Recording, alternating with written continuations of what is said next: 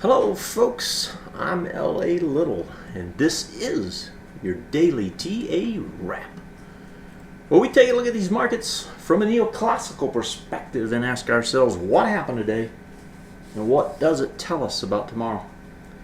I do the show 4 times a week. I do it Monday through Thursday, live at 9 o'clock Eastern Time here from the base of what was another hot Rocky Mountain day.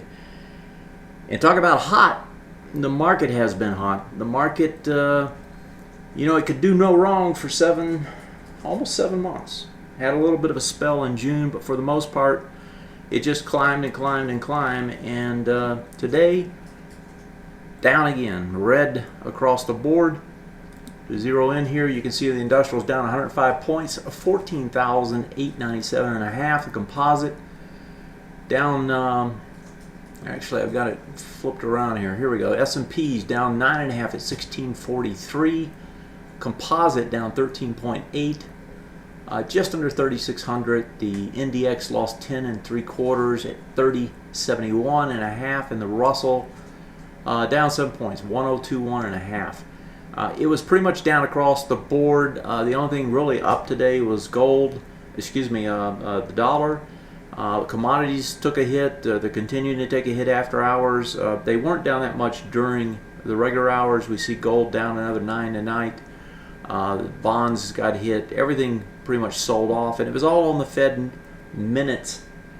You had one major event that was set up to take place this week, and that was the minutes. The reason it was so important is traders were looking to it to try to tell them whether or not the Fed is going to taper in September. Why is that so important? Well, because every time the Fed has even hinted that they're going to take the punch bowl away, the market has had conniption fits, and that seems to be exactly what it wants to do again. I mean, the fear of the Fed not putting all this money into the system on a daily basis.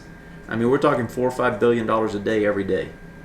I shouldn't say that. The big days are 4 or 5. The small days are 1 or 2. But I mean, seriously, you're putting in anywhere from 10 to 15 billion dollars a week into the market. 85 billion, $85 billion total.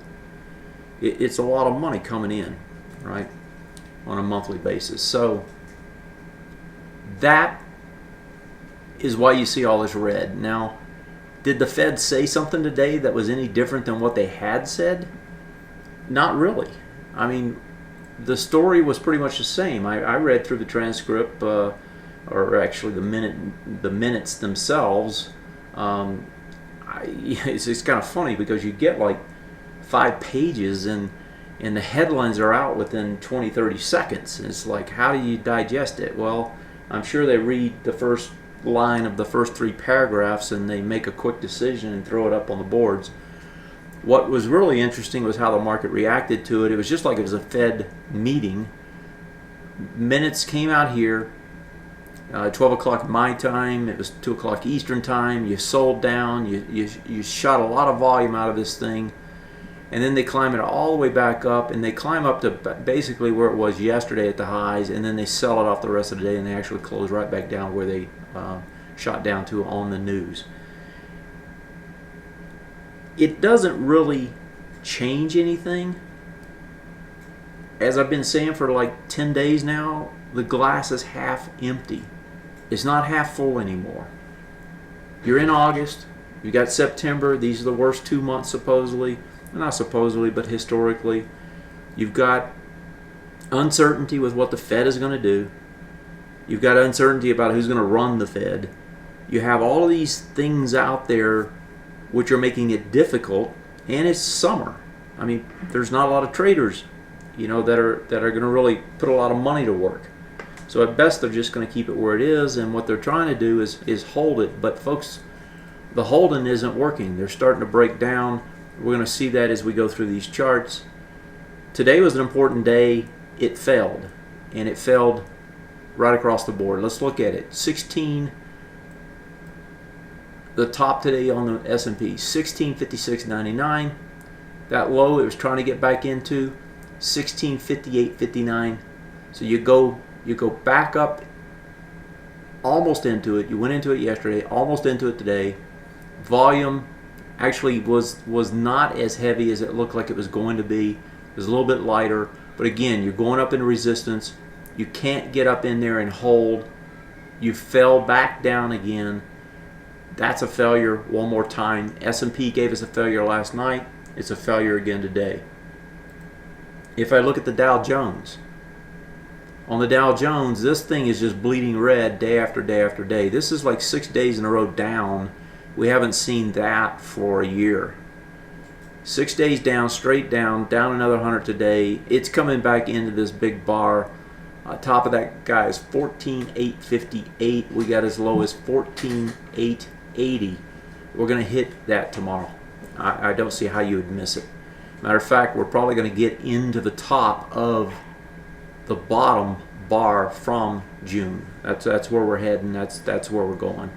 So that will be the next place on the Dow Jones. If we flip right back to the S&Ps, with today being a failure, you're starting to give up the swing point, the full test of the swing point highs now. And what I mean by that is you're into them a couple bars, now you're into it 3 bars, you're into them deep enough, you're going to test the bottoms. The first one is the larger one, 1630 is the bottom on it. The other one here has got 1639. We're at 1639.43 on the low today, so we actually got into that bar, the bottom of that bar, and closed just over it. So we held it for one more day. Let's see, volume over there is 31, and we did 29. So we're into it. If it's going to turn, it really doesn't have much choice. It's got to turn now. And the way this looks to me is you just set up an ABCD down, it looks like. I believe we got up high enough yesterday. No, actually we did not get high enough yesterday to get an ABCD. 659.18. So that's not even an ABCD down. You still haven't got the thrust up far enough to get you an ABCD down. So S&P's not an ABCD down. Dow is not an ABCD down. It's been straight down. Let's go look at the NASDAQ and the NDX. Okay, over here. So the NASDAQ, test again. This is 5 days now with a gap it can't get back over. And if you're looking for something ugly, this is ugly. You go over it. Again, volume didn't expand as much as it looked like it was going to. Earlier in the day, it looked like it was going to have a bigger day. The volume really tapered off during the day. Actually, I took a reading at an hour before the close, and it looked like it was going to swell, and it really didn't, which is kind of surprising to me. Anyway, 36.30, 36.26. So you got over it again. You failed again. That's 4 days trying to test higher. Long tails, 3 of the 4. This thing's going to go down. It's going to go down, at least test this bottom area, 35.79. That should be tomorrow. So that's the broad composite. Let's see about the NDX. And if I go back to that composite, remember the composite is trying to come back to the breakout bar, right? And the top of that guy is 35.79. So we're not that far away from it. It's going to try to get in at least to the top. I'd be surprised if it didn't make it to the bottom of it, which is 35.52, and we're at 35.99. So it's another 40 points. NDX. Same story here. Thursday's still the benchmark bar. You go into that bar one more time, you still don't have the volume. You fell one more time, you leave long tails 4 out of 4 days. This wants to go down as well. And I would think it's going to come into minimum, it's going to come into the July 25th bar, but the bar you really want to be looking at is the breakout bar, July 11th. Top of that bar, 30.60. We closed at 30.71. We got to 61 today. I would be very surprised if we don't get into that bar tomorrow. And the Russell. So on this Russell, now the Russell had come down pretty hard comparatively. The Russell actually is trying to set up, and I'll have to go back and look at those other two. This one's trying to set up an ABCD down. For me to get an ABCD down, I need a low followed by a higher low and a higher high on the bounce, and you have that here. So you had the first ABCD down, now you're trying to set up the second one. So this one goes back again into the Thursday last week bar. That's the bar we keep trying to test into.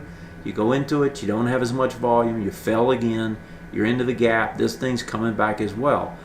Now what the Russell, the NASDAQ, and the index are doing is they're all trying to come back to the breakout bars.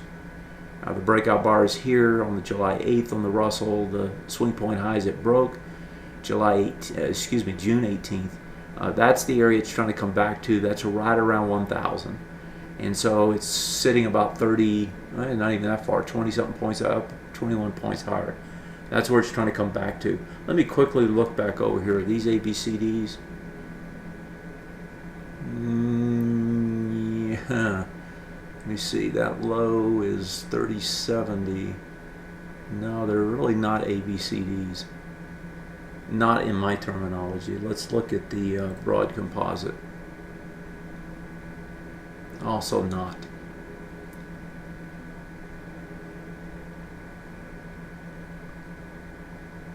$35.26. Yeah, that one actually is. So the broad composite has an ABCD down potentially. Okay, so even if it isn't, this market is set up to try to go lower. Today was a key test. It failed, and it failed on all these, and that's not a good sign, right? That's just not going. That's not a healthy condition. You go down, you stay down for 5 days, that's not a healthy condition. You have to come out of there, and you're not coming out of there. Let's look at the sectors and see if there's anything different. I suspect they're going to show us the same thing. So let's start with the transports. Okay, the transports are trying to set up an ABCD down. That was just an inside day, less volume. That one really doesn't tell us anything, other than the fact that it can't lift, but nothing can lift right now. The SOX is just working its way lower. It's going to come into this support area. I don't see anything to prevent it. It's just going to keep dribbling. XLB. Okay, so XLB.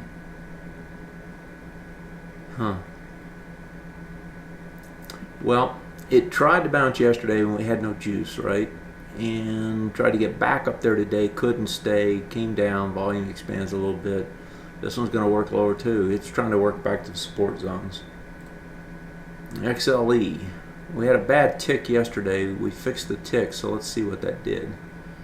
Yeah, so it was confirmed break on the downside. And okay, so 79.75 inside day, not much volume. It's going to hit the 79.75. The bar it's trying to come back into is here. All of these have broken with that Thursday bar last week. You know, that Thursday bar has become kind of a defining bar for everybody. Not that it was wide price spread or even huge volume. It was just the break off the upper channel, right? The upper range, if you will. Almost all of these, if you can visualize it, from that top higher was a higher range, and on most of them it was set up pretty clearly. In this particular case, it was the prior swing point highs. That was the breakout. You're doing retest regens, you're failing, right? They're not regenerating higher. Those are bad signs. I mean, everything in this is not good in the way that it's trading. Now, this one actually had done a retest regen here, regenerated higher. Now you're back. I don't count the second time back as a retest regen, just as testing support, and it's broken them and it keeps working lower. I don't see anything positive here. Let's look at the financials. The financials, they have been under a lot of pressure today. They pop up, got a little bit more volume. They didn't make a lower low, made the same low. Yeah, low enough. That can go lower too. It looks like it will. XLI also dribbling lower, and it's coming back to do its retest regens finally. Now this one had gone more than 6 bars.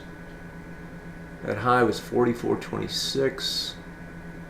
Oh, that one had already done the retest regen earlier, so that will just simply be support, and there is a small support area right there.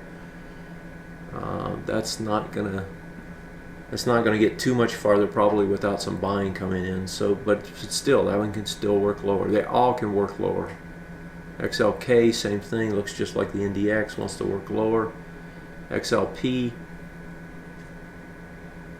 definitely wants to work lower. You can see it really starting to cascade today. And interest rates were pushing higher again today, which is killing the consumer staples and the utility stocks. Here's the utilities, because they pay dividends, and higher interest rates, a direct competitor to them. Those all can continue to work lower. It's just set up an ABCD on that XLU again. XLV, this one actually had a promise to try to go higher and he couldn't do it. Now it tested the bottom today at less volume. I would think it probably tries to go sideways a little bit longer, and it's trying to get back to the retest regen area, 49.20, 49.13, and it's almost there. So I would think you'd kind of dribble into that tomorrow and probably find support. That's not going to be the one that gets hurt if they get hurt. It will be the one that finally that will be the one the money rotates to. Even the XLY is coming back to do the retest. Right? They all broke at the higher ones, the stronger ones. They broke at the higher retest regens. They broke down. They're outside that range that was up there. Same thing here. And now they're coming back to the prior swing point highs they broke. So we got a little bit farther to go. This thing's going to sell off a little bit farther, and then you're going to get to a point where you get a decent bounce, and we'll have to see what that bounce looks like. That bounce should have taken place today.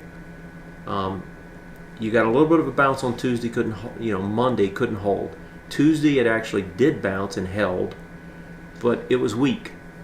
Today was the chance to actually extend that, right? On the Fed news, didn't happen. Back the other way, they're going to sell it down some more. Okay, let's look at the ox markets, because the ox markets are probably going to tell an even worse story. Let's start with the bonds. The bonds cannot find a buyer. They dribble every day more and more. Money keeps coming out of them. They're doing it again tonight. I don't see what's going to stop this. It's just going to continue down. It's setting up another ABCD down again. So unless this thing flips tomorrow for some reason, this thing's gonna really. I mean, the ABCD down is from here now, 107.63 down to.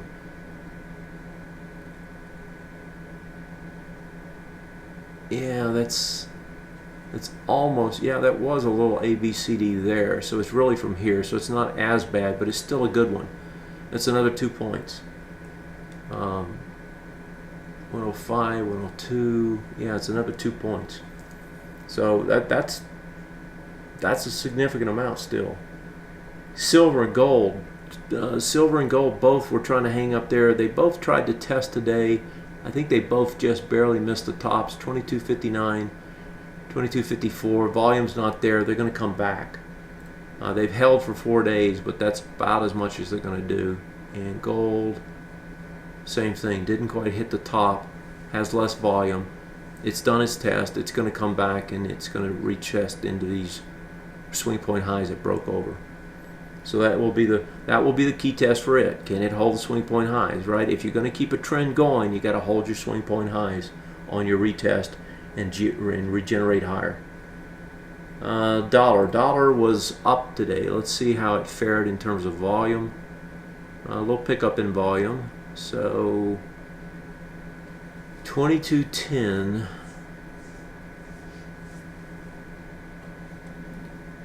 I'm looking at the weekly over here. It's off your screen. 21.80. So remember, it got down to the lows on the weekly. On the weekly here, it got down to the lows. It's going to have a lot less volume, it looks like, and it's going to hold those lows.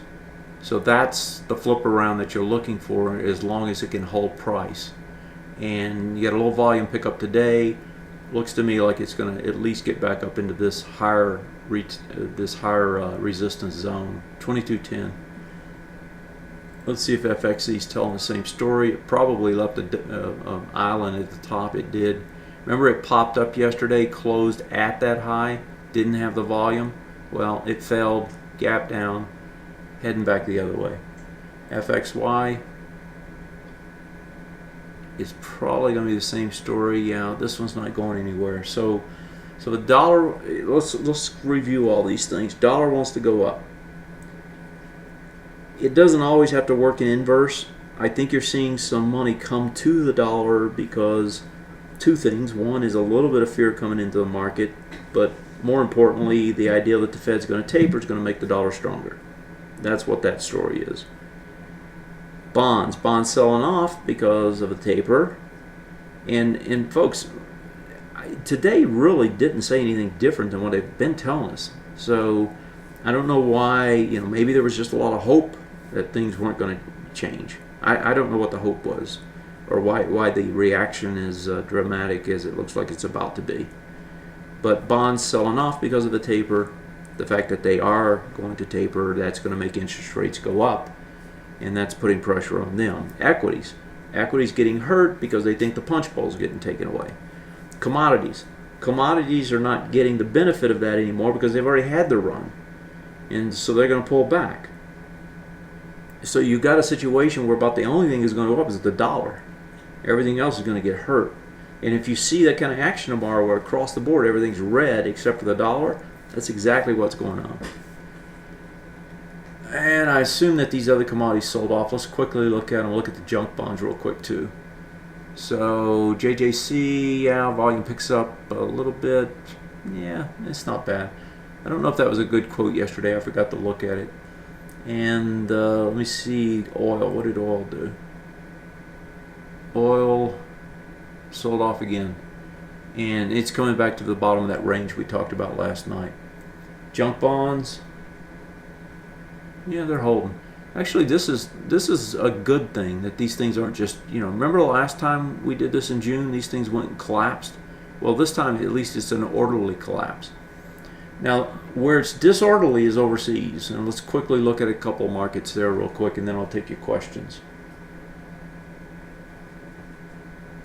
So I want to go to India. Indian market is just collapsing.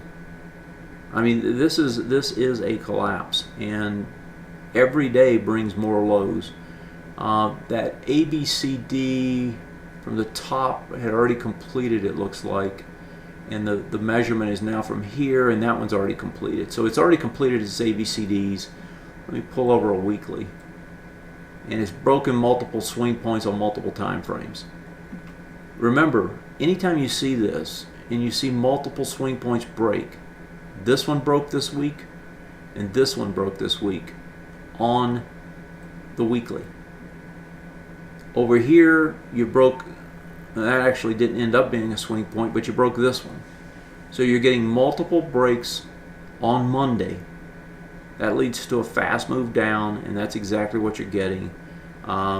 This probably will exhaust itself tonight and get a bounce, but this market is toast for now. And I don't know that it's going to change anytime soon. Remember, they were all the way up their highs. They can trade back to 15,000. They're at 17.8. That's a long way to go still. Brazil is collapsing in the ETF, but not in the actual index, which is kind of interesting. So we'll see how they hold up or not. Let's look at a couple of the others in Asia. I want to look at Taiwan, which is chips. Technology's been strong, but the chip country can't do anything about it. They keep pushing lower. Didn't get my volumes yet, but this one looks to push into the lows here again. That's the June lows again. And the other one I want to look at is Hong Kong. Let me find Hong Kong. Here we go. Let's see what Hong Kong did. Yeah, they're starting to come off too. And so they were all pushing nice highs. Now they're coming off. Now they don't have volume here, and this actually looks like this one might hold tonight. Matter of fact, I believe it will. So Hong Kong may be a ray of hope. And let's see about Japan. Japan now has issues with the reactor leakage again, which is just about all they need in terms of bad luck. That one held lighter, actually a little heavier volume. This one's going to struggle again. It's probably going to test again tonight, the Nikkei. If I go over to Europe real quick, let's quickly see what they're doing. I'll look at the main three. We'll start with the CACs. And they're coming off pretty good. They came off good with volume on Tuesday. Remember, they were holding up. They finally came off Tuesday. So you got a gap. This looks very, very much like our market, doesn't it? Gap down, and now it's struggling. So you get a gap down off the top, and volume expands. That's never a good sign. Let's see what the DAX looks like. So the CACs was the strongest one. The DAX has been struggling. It's still going sideways. It also has the gap down, but doesn't look nearly as bad.